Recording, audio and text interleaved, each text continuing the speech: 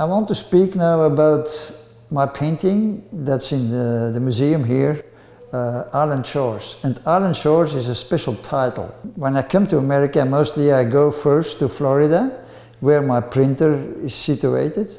And fortunately, it's in Venice, on the west coast, the Gulf Coast in Florida. And we love beach and beach birds, everything what lives on the beach, I love it. You know, the beach, the sea and land, that's a frontier, that's how you call that, a border of land and sea. And there is space, there's a lot of birds to see, and surely in Florida.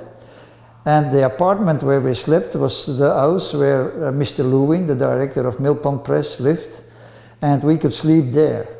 And every morning I had my walk on the beach, and that apartment of Mr. Lewin, it's called Island Shores. That's where I got the title from.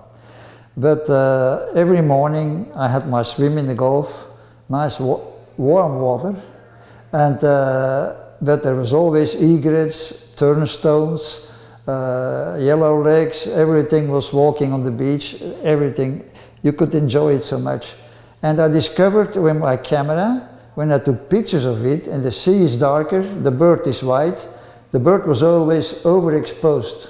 So I underexposed with my camera, and then I focused on the bird. There I got all the nice shapes and colors of the white bird. The sea became darker because it was underexposed, but all the foam and the bubbles and everything were very sharp and very nice. And that inspired me to do this painting. So I used all the photographs because that realistic work cannot be done without photographs.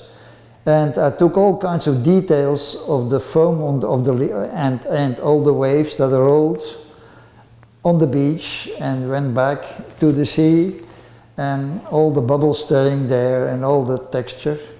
And that was probably one of the most fascinating paintings I've ever done. I put a lot of work in all the bubbles, and so also the bird.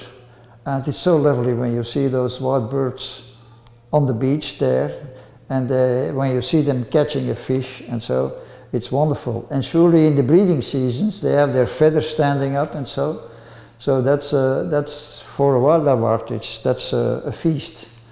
So that painting is really one of my favorite that I made in my career.